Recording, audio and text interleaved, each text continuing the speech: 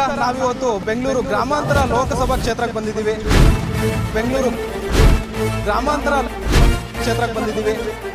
ಮೋದಿ ಸರ್ಕಾರ ಕೋಮಾದಿ ಅಲ್ಲ, ಕೋಮಾದಿ ಮಾಡೋನ ಉಗಿದು ಕ್ಯಾಕ್ ಉಗಿದು ಇಳಿಸ್ತಾವನ, ಕ್ಯಾಕ್ ಉಗಿದು ಇಳಿಸ್ತಾವನ. ರಾಹುಲ್ ಗಾಂಧಿ ಏನ್ರಿ ಅಷ್ಟೊಂದು ನ್ಯಾಲೇಜ್ ಇಲ್ಲ ಅವ್ರು. ಅದು ಗ್ಯಾರಂಟಿ ಯಾವ ಮುನ್ನ ಮುಚ್ಕೊಳಕ್ಕೆ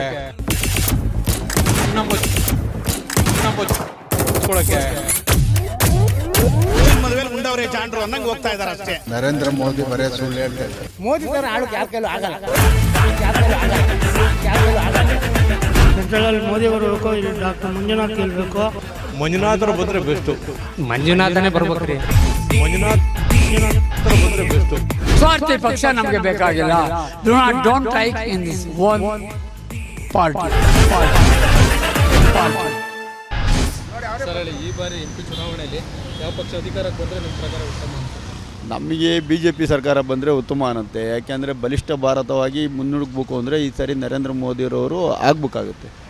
ವಿಶ್ವನಾಯಕ. ಇವತ್ತು ಎಲ್ಲೇ ಯಾವುದೇ ದೇಶಕ್ಕೆ ಹೋದರೂ ನಮ್ಮ ದೇಶಕ್ಕೆ ಒಂದು ಮರ್ಯಾದೆ ಸ್ಥಾನಮಾನ ಸಿಗ್ತಾ ಇದೆ ಅಂದರೆ ಅದು ಮೋದಿಯವರಿಂದ, ಅಗ್ರಗಣ್ಯ ನಾಯಕನಿಂದ ಸಿಗುತ್ತೆ ಅನ್ನೋದಕ್ಕೆ ಇದಿದೆ. ಕಾಂಗ್ರೆಸ್ ಅವರು ಯಾಕೆ ಬೇಡ ಅಂತಾರೆ? ಉತ್ತಮ ನಾಯಕ ಇಲ್ಲ ಅದರಲ್ಲಿ ಅಂತ. ಸರ್, ಈಗ ಇವರು ಯಾವುದೇ ಒಬ್ಬರನ್ನ ಟೀಕಿಸ್ಬೇಕಾದ್ರೆ ಅದರಾಗಲಿ ಬರದಲ್ಲಿ ಯಾವ ಥರ ಅಂದರೆ ಆ ಥರ ಟೀಕಿಸ್ಕೊಂಡು ಇನ್ನೂ ಆ ಮಟ್ಟಕ್ಕೆ ಇನ್ನೂ ಬೆಳೆದಿಲ್ಲ. ಯಾವುದೇ ಒಂದು ಜಾರಿಗೆ ತಂದರೂ ಅದು ಒಳ್ಳೆಯದ ಕೆಟ್ಟದ್ದ ಅನ್ನೋದು ಯೋಚನೆ ಮಾಡದಿರೇ ಇವರು ಪರ ವಿರೋಧದ ಬಗ್ಗೆ ಮಾತಾಡ್ಬಿಡ್ತಾರೆ. ಒಂದು ದೇಶದಲ್ಲಿ ಯಾವುದೇ ಕಾನೂನು ತಂದಾಗ ಅದರಿಂದ ಒಳ್ಳೆಯದಾಗುತ್ತೆ ಕೆಟ್ಟದ್ದಾಗುತ್ತೆ ಅನ್ನೋದು ಅರ್ಥ ಮಾಡ್ಕೊಳ್ಳೋದಕ್ಕಿಂತ ಮುಂಚೆನೇ ಇವರು ಸ್ಟೇಟ್ಮೆಂಟ್ಗಳು ಕೊಟ್ಟು ಕಾಂಗ್ರೆಸ್ ಈ ಸ್ಥಿತಿಗೆ ಬರೋದಕ್ಕೆ ಮೊದಲನೇ ಕಾರಣ. ಮೋದಿ ಅವರು ಬಂದು 10 ವರ್ಷ ಆಯಿತು. 10 ವರ್ಷದಿಂದ ಆಡಳಿತ ಮಾಡ್ತಾ ಇದ್ದಾರೆ. ಅವರ ಆಡಳಿತ ಹೆಂಗಿದೆ? ಸಮಾಧಾನ ತಂದಿದೆ ಸರ್. ಆದರೂ ಕಾಂಗ್ರೆಸ್ಸು ವಿರೋಧ ಪಕ್ಷವಾಗಿರಬೇಕು ಅಂತ ನಮ್ಮ ಆಸೆ. ಯಾಕೆಂದರೆ ವಿರೋಧ ಪಕ್ಷವಾಗಿ ಯಾವುದೇ ಒಂದು ಲೋಕಸಭೆಯಲ್ಲಿ ಇಲ್ದಿರೋದ್ರಿಂದ ಕೆಲವೊಂದೊಂದು ಜಾರಿಗೆ ತಂದಿರೋದು ನಮಗೂ ಕೂಡ ಇಷ್ಟ ಇಲ್ಲ. ಇವತ್ತು ಬೆಲೆ ಏರಿಕೆ ಬಗ್ಗೆ ಆಗಿರ್ಬೋದು, ಯಾರೂ ಅವ್ರನ್ನ ವಿರೋಧ ಮಾಡದಿರೋಂಥ ಪರಿಸ್ಥಿತಿ ಬಂದುಬಿಟ್ಟಿದೆ. ಹಾಗಾಗಿ ಕಾಂಗ್ರೆಸ್ಗೂ ಸ್ಥಾನಮಾನ ಕೊಡಬೇಕು ಅನ್ನೋದು ನಮ್ಮ ಅಭಿಪ್ರಾಯ ಇದೆ. ಅಲ್ಲ, ಕಾಂಗ್ರೆಸ್ನಲ್ಲಿ ಮಲ್ಲಿಕಾರ್ಜುನ್ ಖರ್ಗೆ, ಮಮತಾ ಬ್ಯಾನರ್ಜಿ, ಕೇಜ್ರಿವಾಲ್ ಅವರು ಮತ್ತು ರಾಹುಲ್ ಗಾಂಧಿ ಅವರು ಇದ್ದಾರೆ. ಅವರು ಯಾರು ಮೈತ್ರಿ ಮಾಡ್ಕೊಂಡು ಸರ್, ಇವರು ಯಾರು ಯೋಗ್ಯರಲ್ಲ ಅನ್ನೋದಕ್ಕಿಂತ ಹೆಚ್ಚಾಗಿ ಈ ನಮ್ಮ ಕಾಂಗ್ರೆಸ್ ಏನಾಗ್ಬಿಟ್ಟಿದೆ ಅಂದರೆ ಎಲ್ಲ ಕಡೆ ಮೈತ್ರಿ ಮಾಡ್ಕೊಂಡು ತಾವು ನಿಂತ್ಕೊಳ್ಳೋ ಸ್ಥಾನಗಳನ್ನೇ ಬಿಟ್ಟು 7-8ಕ್ಕೆ ಬಂದುಬಿಟ್ಟಿದೆ. ಒಳ್ಳೆಯ ನಾಯಕತ್ವ ಇದ್ದಿದ್ದರೆ, ಯಂಗ್ಸ್ಟರ್ಸ್ ಯಾರಾದರೂ ಇದ್ದಿದ್ದರೆ ಈ ಪರಿಸ್ಥಿತಿ ಬರ್ತಿರಲಿಲ್ಲ. ಇವತ್ತು ಇಲ್ಲಿ ಕರ್ನಾಟಕದಲ್ಲಿ ನೋಡಿ ಸಿದ್ದರಾಮಯ್ಯ ಆಗಿರ್ಬೋದು, ಯಂಗ್ ಲೀಡರ್ ಆಗಿ DK ಶಿವಕುಮಾರ್ ಸಾಹೇಬ್ರು ಇರ್ಬೋದು, ಇನ್ನೊಬ್ಬರಾಗಿರ್ಬೋದು, ಈ ಥರದ ನಾಯಕರು ಕೇಂದ್ರದಲ್ಲಿಲ್ಲ. ಅದು ಮೊದಲನೇದಾಗಿ ಕಾರಣ ಕಾಂಗ್ರೆಸ್ಗೆ. ರಾಜ್ಯದಲ್ಲಿ ಕಾಂಗ್ರೆಸ್ ಸರ್ಕಾರ ಆಡಳಿತ ಹೆಂಗಿದೆ ಸರ್? ಚೆನ್ನಾಗಿದೆಯಾ? ಕಾಂಗ್ರೆಸ್ ಸರ್ಕಾರ ಬಡವರಿಗೆ ಒಂದು ಕಡೆ ಒಳ್ಳೆಯದಾದರೆ, ಅದೇ ರೀತಿ ನಮ್ಮ ಮಕ್ಕಳ ತಲೆ ಮೇಲೂ ಅಷ್ಟೇ ಸಾಲದ ಹೊರೆ ಬೀಳ್ತಾ ಇದೆ ಅನ್ನೋದು ಕಟು ಸತ್ಯ.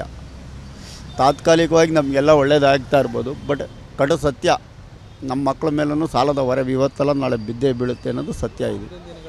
ಮುಂದಿನ ದಿನಗಳಲ್ಲಿ ನಮ್ಮ ಮಕ್ಳಿಗೂ ಅದು ಇದು ಬೀಳುತ್ತೆ ತೊಂದರೆ. ಈ ಗ್ಯಾರಂಟಿಗಳಂದರೆ ಪ್ರೆಸೆಂಟ್ ಈಗ ಕೊಡೋರ್ಗೆ ತಲುಪಿದೆ, ಅನುಕೂಲ ಆಗ್ತಿದೆಯಾ ಅಂತ? ಈಗ ಅನುಕೂಲ ಅನ್ನೋಕ್ಕಿಂತ ಅನಾನುಕೂಲನ ಜಾಸ್ತಿ ಆಗಿದೆ ಸರ್. ಯಾಕೆಂದರೆ 100ಕ್ಕೆ 40% ತಲುಪ್ತಾ ಇದೆ, 60% ತಲುಪ್ತಾ ಇಲ್ಲ ಜನಗಳಿಗೆ. ಮಧ್ಯಮ ವರ್ಗದವರಿಗೆ 60% ತಲುಪಿಲ್ಲ, ಇನ್ನೂ 40% ತಲುಪಿದೆ. ಕೆಲವರಿಗೆ ಅಕ್ಕಿ ದುಡ್ಡು ಬಂದರೆ ಗೃಹಲಕ್ಷ್ಮಿ ದುಡ್ಡು ಬರೋಲ್ಲ, ಗೃಹಲಕ್ಷ್ಮಿ ದುಡ್ಡು ಬರೋರಿಗೆ ಅಕ್ಕಿ ದುಡ್ಡು ಬರೋಲ್ಲ. ಈ ರೀತಿ ಭಾಳ ಅನಾನುಕೂಲ ಇದೆ. ಈಗ ಅಕ್ಕಿ ದುಡ್ಡು ಬಂದವರಿಗೆ ಆಧಾರ್ ಕಾರ್ಡು, ಬ್ಯಾಂಕು ಎಲ್ಲ ಒಂದೇ ಇರುತ್ತೆ, ಗೃಹಲಕ್ಷ್ಮಿಗೆ ಅದು ಬರೋಲ್ಲ. ಇದು ಯಾಕೆ ಅನ್ನೋದು ಒಬ್ಬರು ಬಂದರೆ ಒಂದೇ ಮನೇಲೆ ಆ ಥರ ಆಗಿದೆ. ಸುಮಾರು ಮನೆಗಳು ಈ ನಮ್ಮ ಲಗ್ಗೆರ ಸರೌಂಡಿಂಗಲ್ಲಿ ಸುಮಾರು ಜನ ಹೆಣ್ಮಕ್ಳಿಗೆ ಇದೇ ರೀತಿಯಾಗಿ ದುಡ್ಡುಗಳು ಬಂದಿಲ್ಲ. ನಮ್ಮ ವಾರ್ಡ್ನಲ್ಲಿ ಸಮಸ್ಯೆ ಆಗಿರೋದು. DK ಸುರೇಶ್ ಅವರು ಇಲ್ಲಿ ತನಕ ಸಂಸದರಾಗಿದ್ದರು. ಈ ಕ್ಷೇತ್ರದಲ್ಲಿ ಅಭಿವೃದ್ಧಿ ಮಾಡಿದ್ದಾರೆ. ಅವ್ರ ಕೆಲಸ ಹೆಂಗಿತ್ತು ಸರ್? ನಮ್ಮ RR ನಗರ ಕ್ಷೇತ್ರಕ್ಕೆ ಯಾವುದೇ ಇದಿಲ್ಲ. ಅವರು ಮಾಡಿರ್ತಕ್ಕಂಥ ಅಂದರೆ ಆವಾಗ ಕಾಂಗ್ರೆಸ್ನಲ್ಲಿ ಮುನಿರತ್ನಂ ಇದ್ದಾಗ ಅಭಿವೃದ್ಧಿ ಮಾಡಿದ್ದಾರೆ. ಯಾಕೆಂದರೆ ಅವತ್ತಿನ MLA ಅವರಿಗೆ ಪಕ್ಷಾತೀತವಾಗಿ ಅಂದರೆ ಕಾಂಗ್ರೆಸ್ ಪಕ್ಷ ಇದ್ದಾಗ ಅವರಿಗೆ ಕೈ ಬಲಪಡಿಸಿದರು. ಅದಾದಮೇಲೆ ಏನಾಗಿದೆ, ಈಗ ಕೆಲಸಗಳು ನಿಂತಿದೆ. ನಮ್ಮ ಇಲ್ಲಿ BJP MLA ಆಗಿರೋದ್ರಿಂದ ಕೆಲಸಗಳು ನಿಂತಿದೆ. ಆವಾಗ ಯಾವುದೇ ಪಕ್ಷ ಇದ್ದರೂ ಇವರು ಹೋಗಿ ಅವ್ರ ಜೊತೆಲಿ ಕುಂತ್ಕೊಂಡು ಮಾತಾಡ್ಕೊಂಡು ಅನುದಾನ ತಂದು ಕೆಲಸ ಮಾಡಿದ್ದಾರೆ. ಆದರೆ ಈಗ ಇಲ್ಲ ಸರ್. DK ಸುರೇಶ್ ಅವರು ಸೆಂಟ್ರಲಿಂದ ಮಾಡಬೇಕಾಗಿರೋ ಕೆಲಸಗಳು ಮಾಡಿದ್ದಾರೆ. ರಸ್ತೆ ಕಾಮಗಾರಿಗಳಾಗಿದೆಯಾ ಅವರಿಂದ?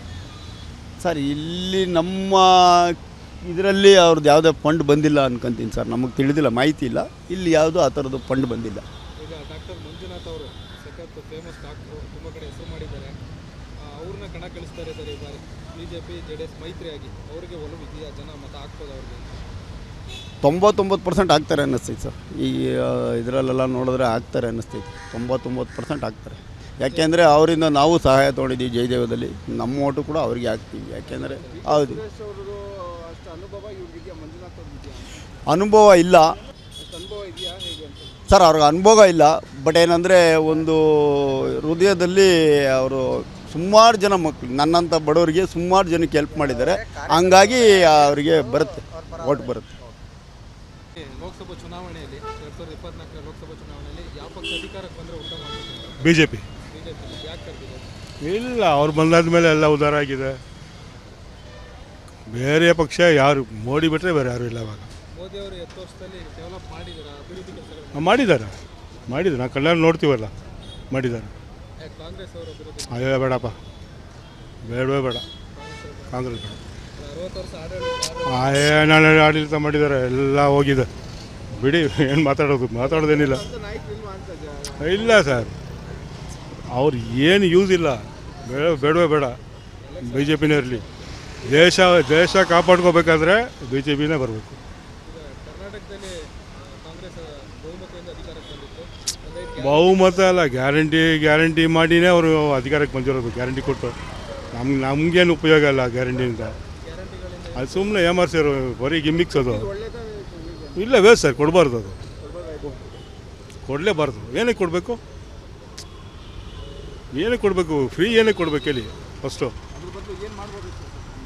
ಏನಾದ್ರು ಆಸ್ಪತ್ರೆ ಏನಾದರೂ ಉದ್ಧಾರ ಮಾಡಿ ಫ್ರೀ ಇದು ಮೆಡಿಕಲ್ ಫ್ರೀ ಕೊಡಬೇಕು. ವಯಸ್ಸಾದವರಿಗೆ ಏನಾದರೂ ಇದು ಮಾಡಬೇಕು.